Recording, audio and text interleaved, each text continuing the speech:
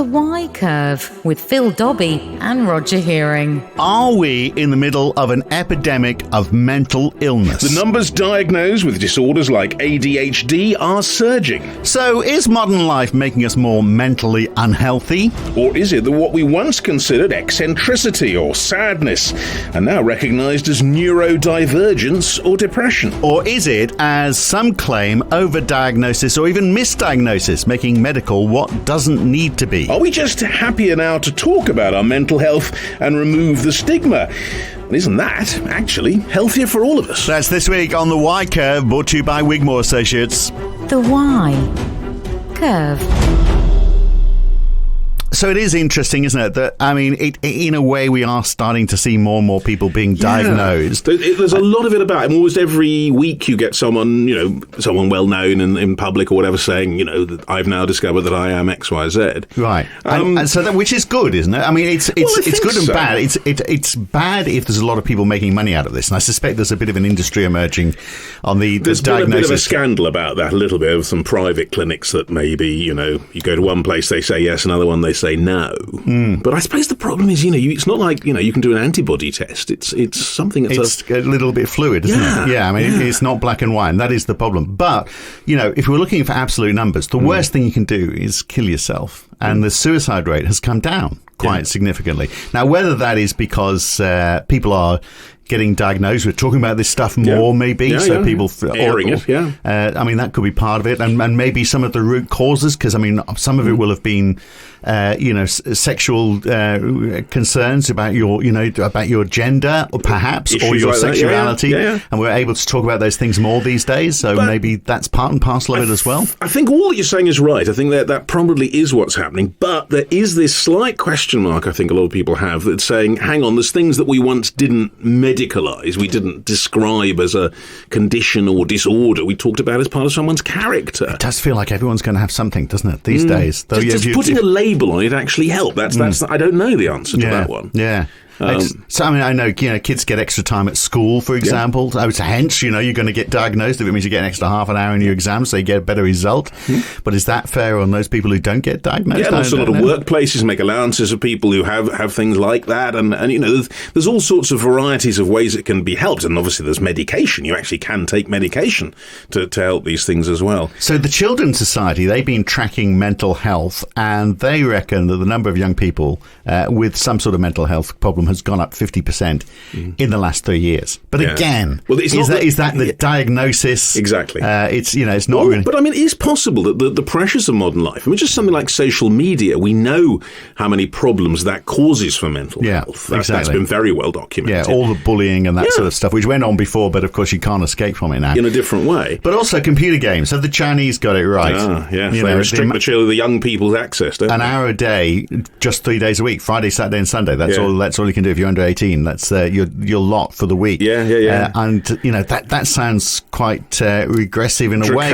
Draconian is the word. Yeah, but I don't know. I, like a lot of parents, I'm actually thinking, can you bring it on? Because then we can just say it's the law.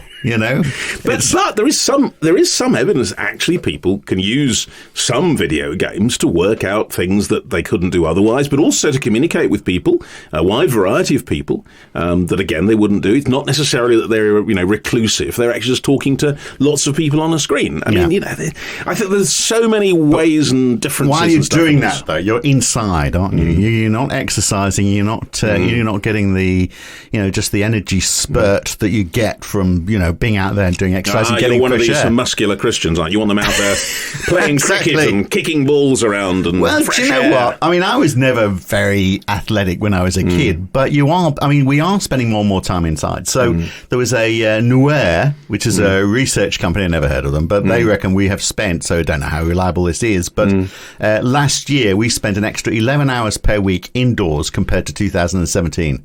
That's not long ago. That's 23 days each year extra being spent indoors. Now, I mean, that could be a load of hogwash, that survey. I don't know too much about it. It could also be not a problem. I mean, I'm not absolutely convinced about the virtues. I mean, look at me. I'm not the sort of running around in the fresh air type anyway. And how do you feel? Have you got any anxiety? Right. No, I have anxieties, of course, but I would say I'm... Should we talk about those? No, let's talk about money instead, All right, go on then. Which I think might actually be also, Money is one of the key worries, It is. But not if you've got lots of it, of course. Then the only worry is what you do with it, I guess. But everyone has a problem, don't they? It's all relative. But look, if you're worried about your wealth, however big or small, have you planned for your retirement, for example? Have you looked at what happens to your estate when you die? Are you paying too much tax now? And are you setting yourself up to pay too much tax in the future, for example? In short, does your money and your assets, like your property, your investments, does it all need a good looking at?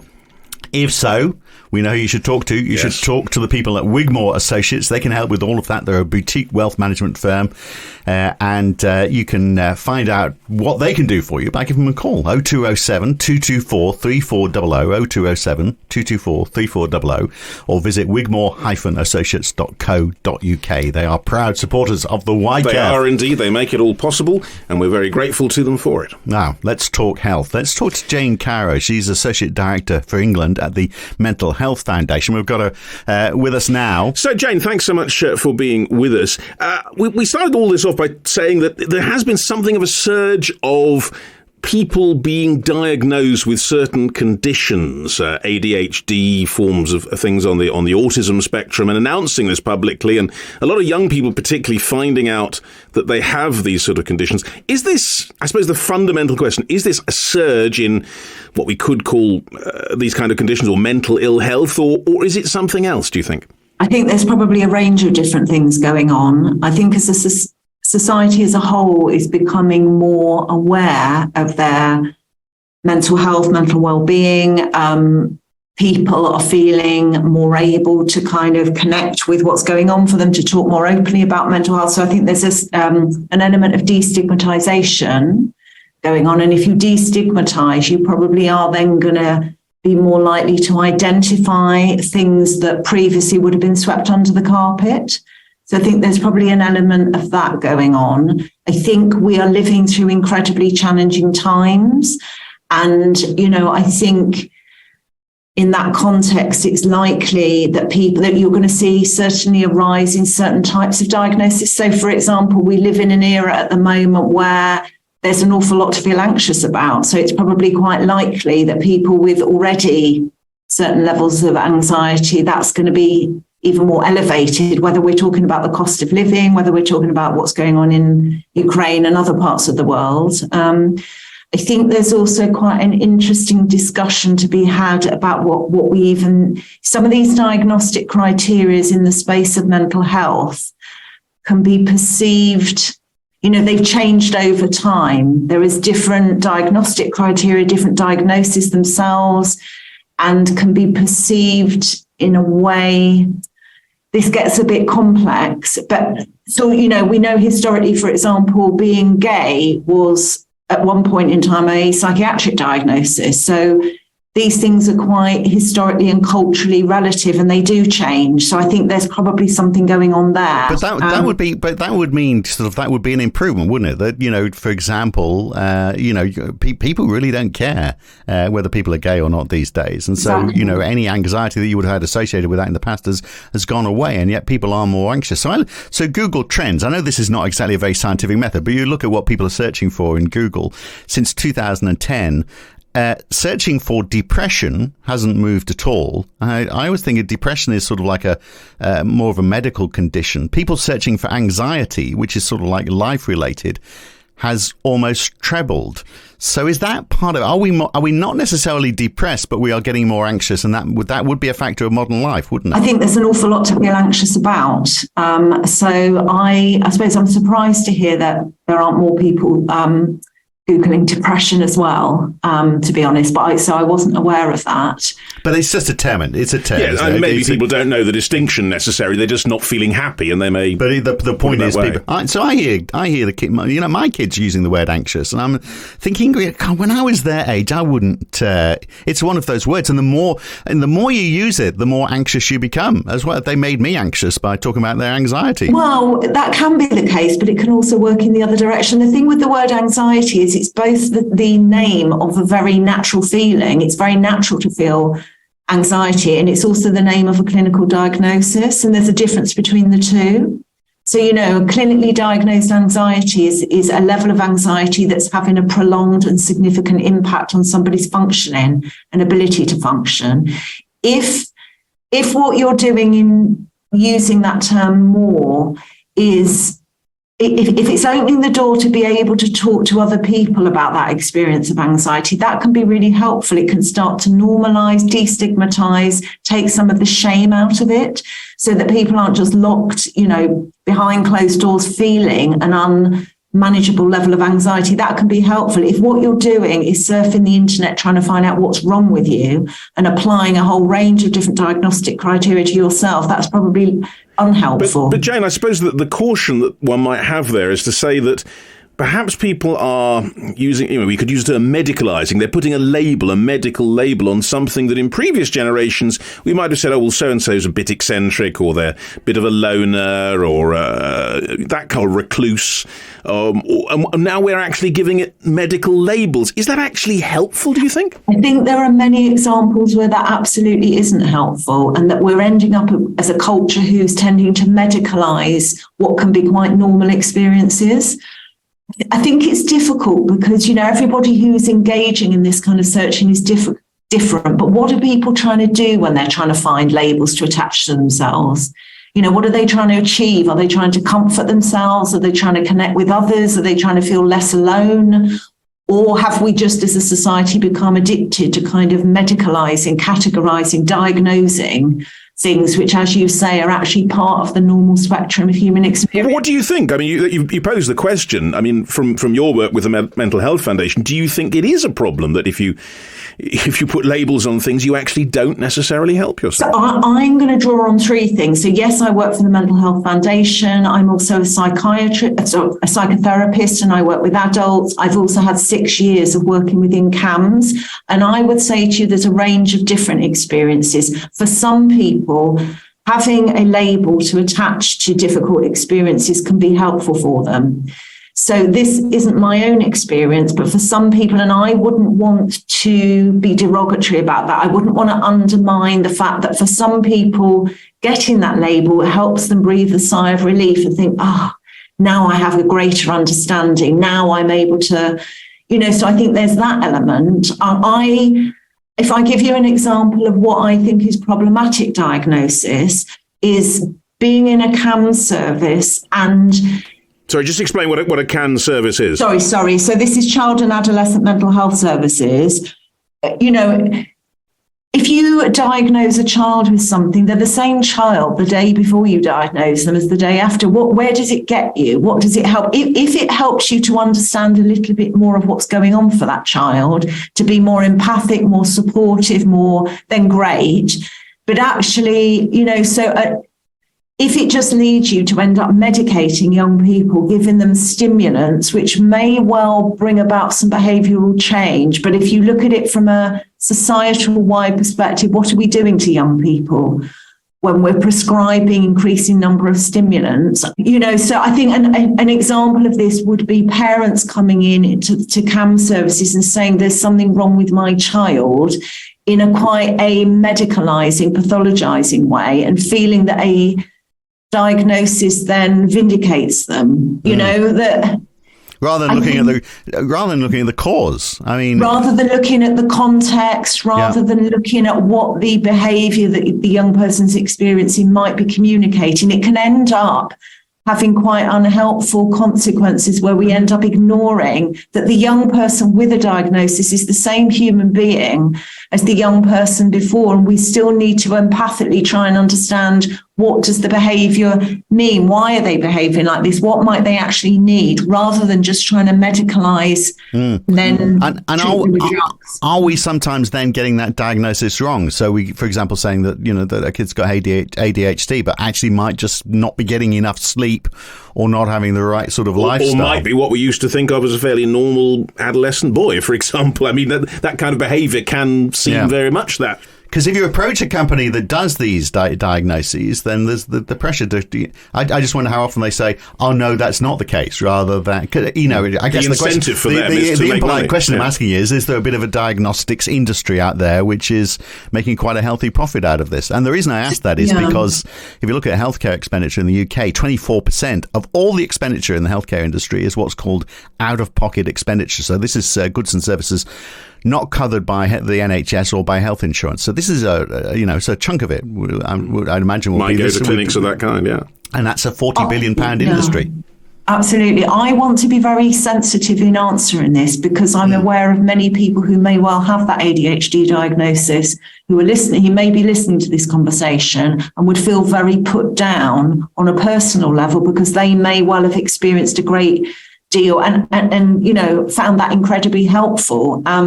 So what I would say about the diagnosis themselves is that they are within the criteria relatively robust. Like this shouldn't be just handed out. This needs to be a persistent pattern of behaviour that predates the age of 12, etc., etc. At the same time, what I would say is there are also significant numbers of people who are questioning what it is we do within society at the moment. If we just look at what we know about the internet and some of the algorithms there, we're almost inducing a difficulty in ability to concentrate in a whole generation of young people. I know I get very drawn in and find it quite difficult to concentrate. There's something about, I think one of the biggest dangers in some of these diagnoses is that we place the problem within the individual rather than understanding the context within which the problem exists. And thereby we individualize and pathologize and set up a culture where we're constantly trying to find out what's wrong with us. And the reality is there is a big drug industry attached to this. Profits are made out of this. So I don't want to in any way say anything that would feel belittling to anybody. It's been done. I understand. It's a very difficult balance But you to make strike. a really good point there. Are we individualising something which is really a societal issue? The bigger point I would make is I think that is where we need to be looking. I think one of the negative issues around diagnosis is that we place the problem within the individual. We atomize, we fragment, we encourage people to think there's something wrong with them, rather than looking at what kind of society have we got where we've got these rocketing levels of diagnosis. But let me throw in a word. We've tiptoed around some things we don't want to make people feel uncomfortable, but the word snowflake has been tossed around, as you know, in recent years. People saying, hang on, you talked about anxiety and this being a particular moment when an awful lot of things might make us anxious, but people of my parents' generation and their parents might look back and say, hang on, what about the 1940s in Britain, when we were faced potentially with national destruction, bombs falling out of the sky, and that you didn't have this. Perhaps it wasn't available, perhaps diagnosis wasn't being made, perhaps the understanding wasn't there, but I'm sure some of those people would be saying, but perhaps we were more resilient then. I'm not putting that as a theory. I'm just saying that is what people do say. But we had, before we started talking to you, Roger and I were talking about how the suicide rate has come down. We did have heavy suicides. People were traumatized. A lot of people were killing young themselves. Men, actually. So, the suicide rate, suicides per 100,000 people was 10.7 in the UK in 2021 in England and Wales. In 1981, it was 14.5. In 1991, it was 12.5. So it's been coming down a long way. In fact, in 2017, it got down to 9.4. So from 14.5 to 9.4, that's quite a fall. And I guess part of that is because we are talking about stuff now. No, absolutely. We as human beings, we survive. And if one of the things you need to do in a war situation is desensitize, because you need to be able to still function rather than just freezing. So that desensitization process can be a coping mechanism, survival mechanism. The same as, people use examples, I was beaten as a child, it didn't do me any harm.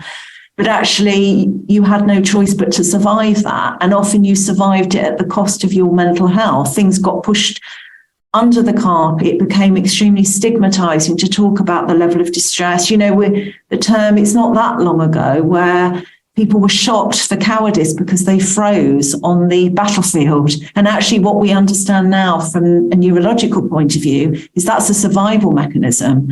People are traumatized and they froze. They were unable to do anything. They weren't cowards. So, an awful lot has changed. And I think it's a good thing if we talk more about our mental health, as long as we do it in a way that understand that. I personally think removing some of the pathologizing and the medicalization can be helpful. It can help us connect with each other as human beings, which is a huge protective factor. So perhaps fewer diagnoses might be a better outcome, but more understanding, less labelling, more embracing, perhaps. More embracing, absolutely. More embracing, more talking about, less shaming of all of those things, rather than diagnosing problems with people, problems with children, trying to understand, talking to them, trying to understand their experience. I would agree with that. So the more you talk about it, it makes sense, doesn't it? The more you talk about stuff, the more you resolve issues. But then you get, what we're seeing now with gender dysphoria. And I'm sure there are lots of people who feel unhappy in the bodies they're in. But I look at numbers. This is from the United States. The DSM-5 classification in the United States, whatever that is, it seems like some official body. They reckon that between 5 and 14 people per 100,000 who were male at birth have gender dysphoria. So my kids that go to a school of 2,000 people, that would mean there'd be one child with gender dysphoria per 10 schools their size. But there's lots of friends there who, are using the pronouns, identifying as being a different gender. And I'm an old, I'm getting to be an old man now, so I've got old-fashioned ways of thinking. But I look at my kids, and I can't, and neither of which are suffering in this way.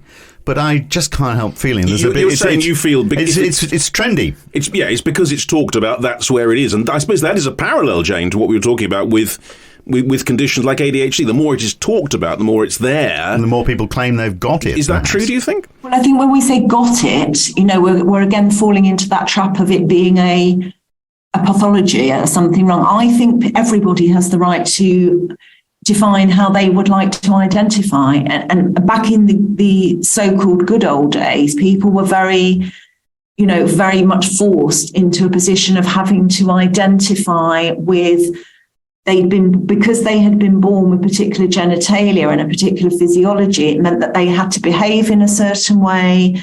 Going back to the issue of being gay, it meant back in the day that they had to be attracted to what society, to the gender, the sex of people that society decreed they should be. So I think it's a very positive thing that people are able to identify in a way they feel comfortable with. I think there are a lot of people within the trans community who are arguing for this to be taken out of the pathologized, medicalized thing of gender dysphoria. Why is it dysphoria? Maybe people are just wanting to identify differently. But aren't we then actually opening up what is the key to all this, which is what it means in the real world? So we talked about what perhaps having a diagnosis of ADHD or on the autism spectrum or something might mean in terms of local support, council support, money, perhaps if you're working, your employer having to deal with that in a real way, put in place ways of dealing with it. And similarly, with the gender dysphoria, the legal issue of whether you do or do not have access to things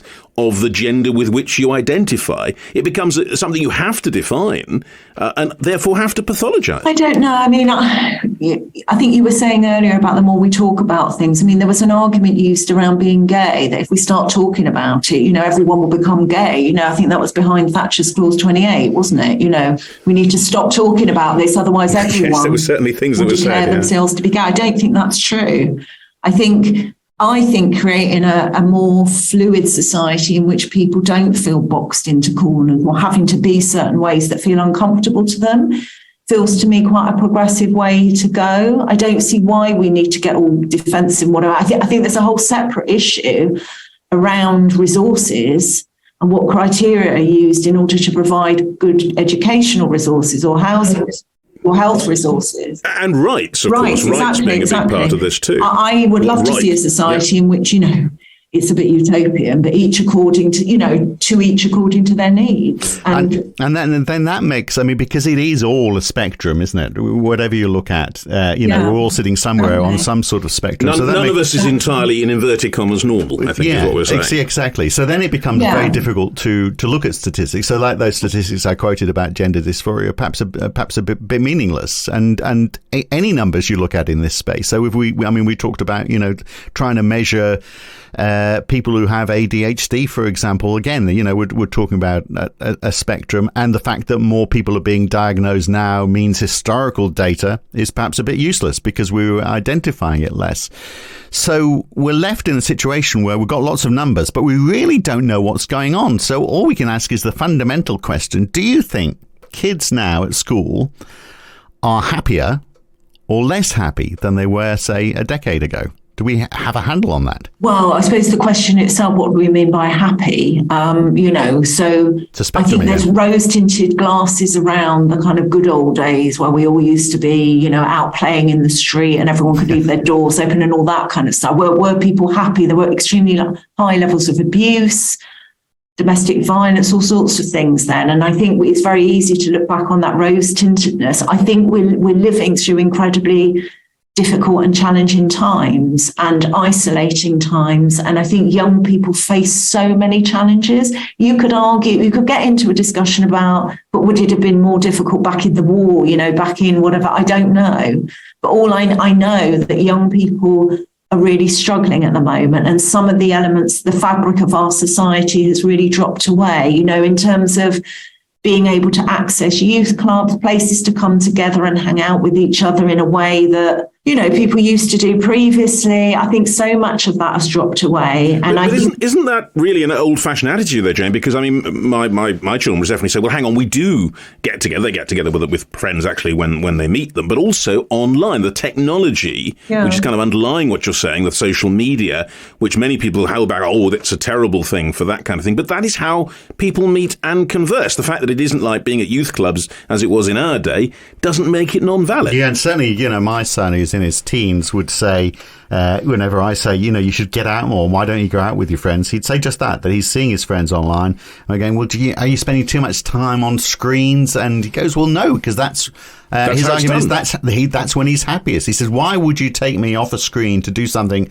that I'm less happy doing? And to which my answer is, well, because it'll make you a more rounded person. Yeah, the answer is because that was what we did. Well, yeah, and this is a conversation obviously being had by every single parent with every single child. And I don't know what the resolution to it all is, but you still can't help feeling, the kids are spending a lot of time on screens. They're getting fatter. We've got our obesity rates. So between 2000 and 2016, child obesity in the UK went from 16.9% to 24%. That seems like that may be to do with highly processed foods as well. Anything, yeah. So there's all of these factors. But we have to have a plan for the country where we are seriously looking at not how much of it is individual and how much of it is societal and what we need to change in society. And are there some factors like, for example, are we getting enough exercise? Are we spending too much time on screens?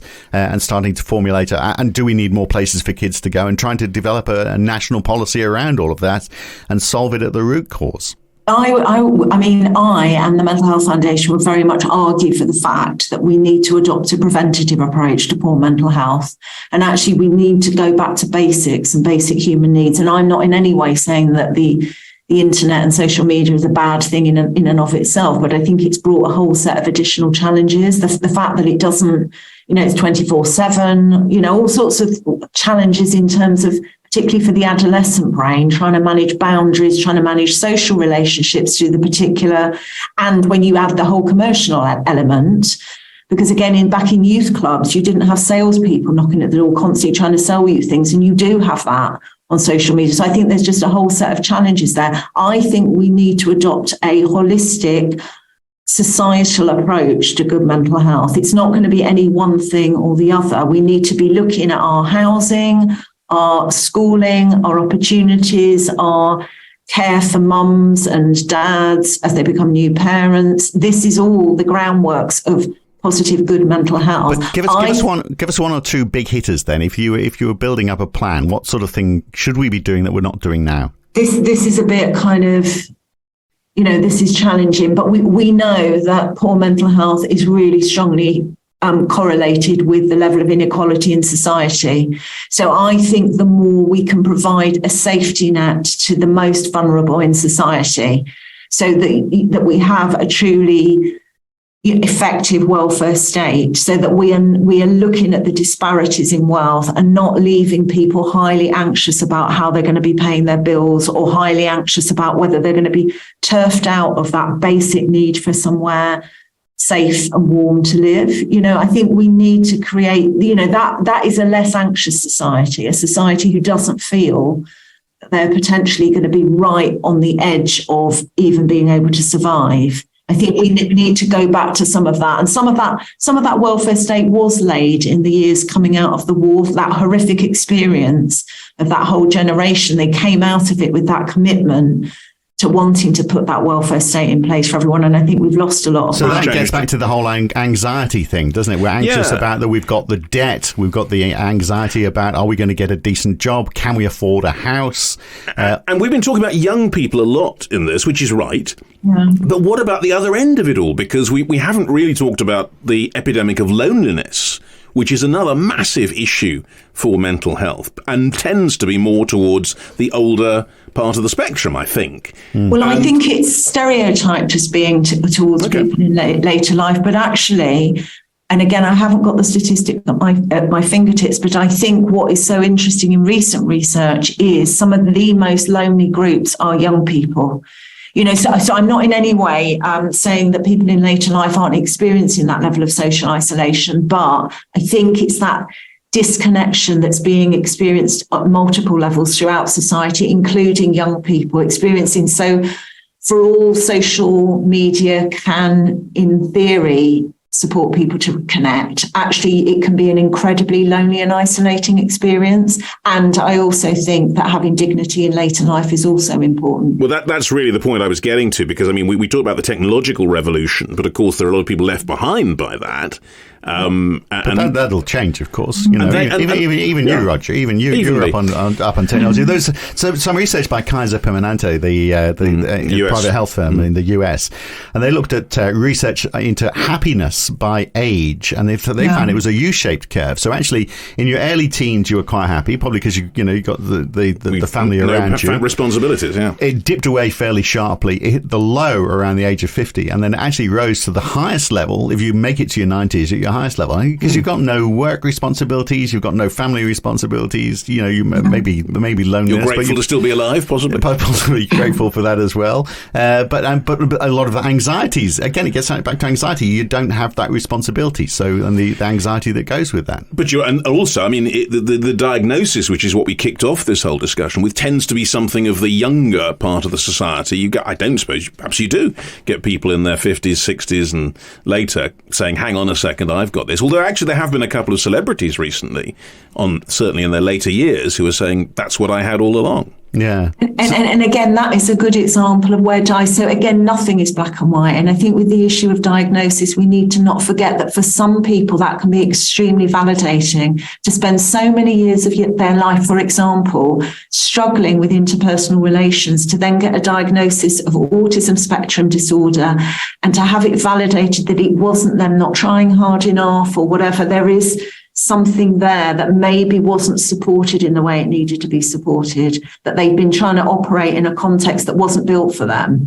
Because I mean, I think a lot of our schools are set up in a way that's extremely difficult for young people on the autism spectrum.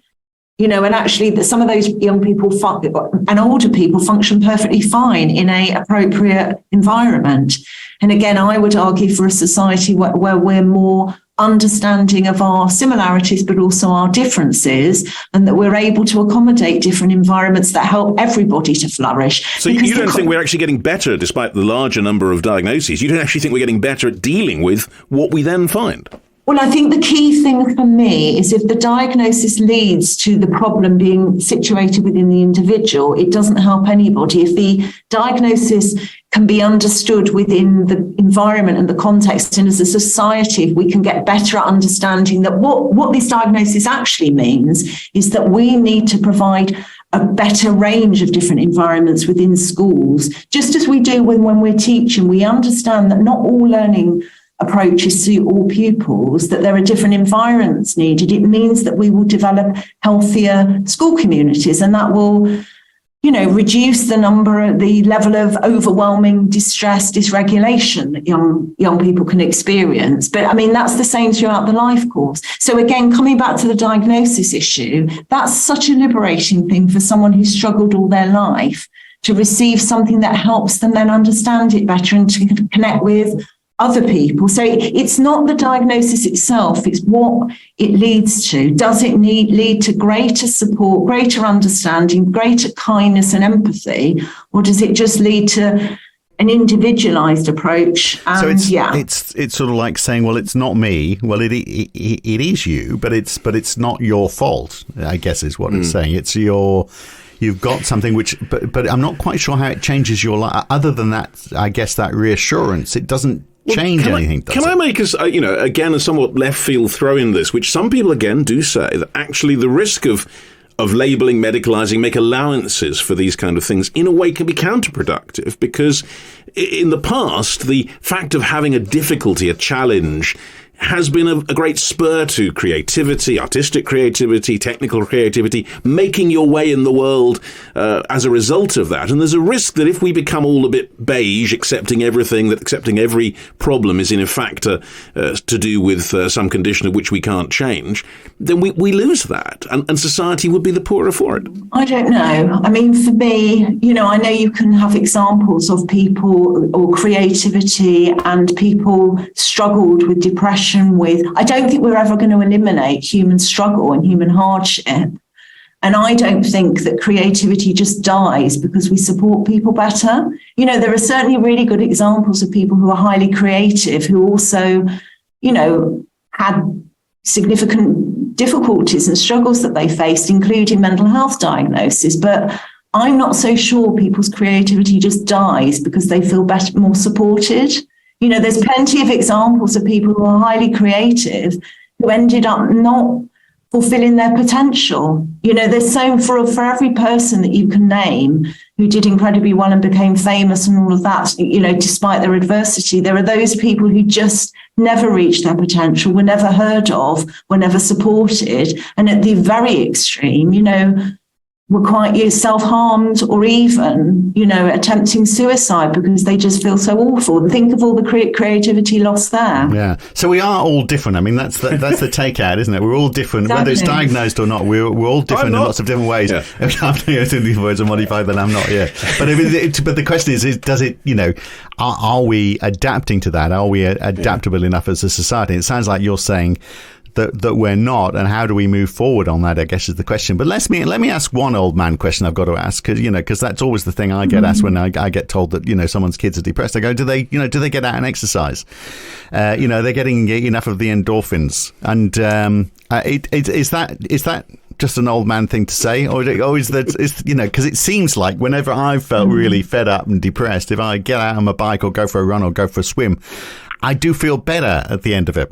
You've got to kick yourself into that pursuit, but once you do it, you do feel better for it. Is there any evidence of that, Jane, or is it just Phil? Yeah, there's a huge amount of evidence about how physical exercise is really good for our mental health.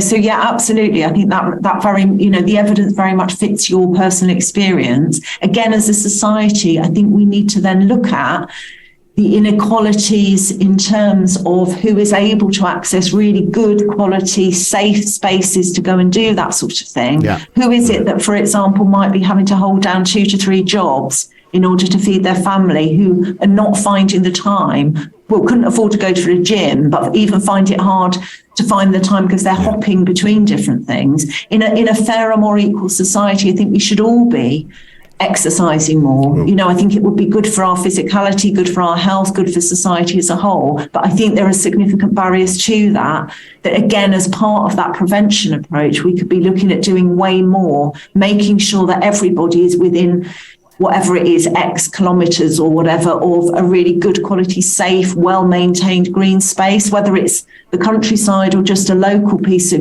park in an urban setting. Well, in 2019, the government did launch a school sport and activity plan, which aimed to ensure that children had 60 minutes of exercise every day. I don't think that went very far, but I mean, that's the obvious place to do it. Yeah, but it's something concrete which maybe could actually do something, perhaps, and maybe bears out your thesis, Phil. Yeah. Anyway, Jane, thank you very much for being with us. A very interesting idea, really, of what all this is, what it amounts to, and perhaps what it doesn't amount to. A bit more understanding seems to be the takeout, doesn't it? If as a society we're more understanding, we accept the fact that everybody is different. He loves that Why phrase. Can't we all just get on? Anyway, Jane, thank you for being with us. Thanks, Jane. You're welcome. Thank you. So there we are. Yeah, a very, let's say, difficult picture, really, of how we should think about mental health in this country. But one of the things it is very age-related, though. I mean, you go through, I remember in my younger days, I've always had lows and highs. You've got to have a low to have a high, though, haven't you? You've got to have, it's like seasons.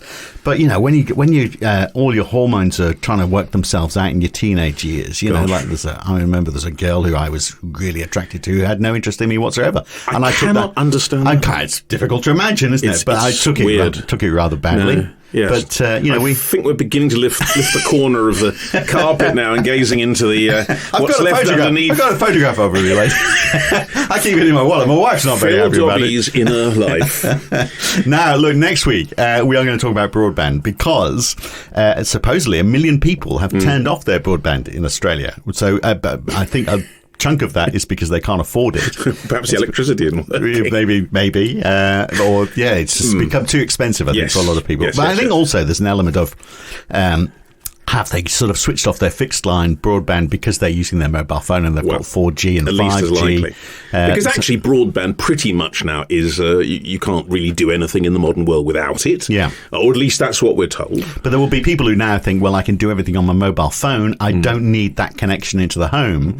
And yet, we've been rolling out ultra-fast broadband around the country, and there's this race to get it done. Does it need to be done? Well, is it, rely on the phones instead. But there is also the case of actually, this is something that's basically a 25-year phenomenon. This is how long we've had internet really in our lives, most of us. Is there a point where we think, well, yes, we found the various ways in which it can be useful. There will be people who haven't adopted it. I mean, people in their 80s or 90s, potentially. Even my mum is in on it. Yeah. She's Facebooking. I can't put anything on Facebook with them. I'm instantly commenting on it. So, so I don't know. We created a monster there. Is access to the internet a human right? Because I think that is something that there's a place in part of India where it is. Yeah, and exactly. if you're low income, then it's you get it for free. Yeah. And there's a case for that. In fact, if you moved everybody onto broadband, then think how many public services could actually be bought online if everybody had universal access. And then they won't work online as opposed to not working when you ring them. Exactly. No, I mean, I have to say the public experience of dealing with these things online, certainly in this country, is not always positive. No, it was the same in Australia as well. It's how they're designed, isn't it? But maybe artificial intelligence will be able to design something a bit better for us. But anyway, there's an interesting story, and one thing I do want to cover when we look at this next week as well is if it is sort of what they call fixed to mobile substitution, that people are getting mobile phones rather than getting fixed line. I mean, you could say, well, that's fine if everyone wants to be on mobile, but the point is, if everyone tries to do everything over mobile, then you are putting so much bandwidth through the cellular phone network. It then breaks down. Yeah, we just don't have enough. And then we all go back to little dial-up phones. You remember, little Bakelite things. They were marvellous days, weren't they? There. Anyway, that'll be our subject for next week's On the Y Curve, brought to you by Wigmore Associates. See you next week. The Y Curve.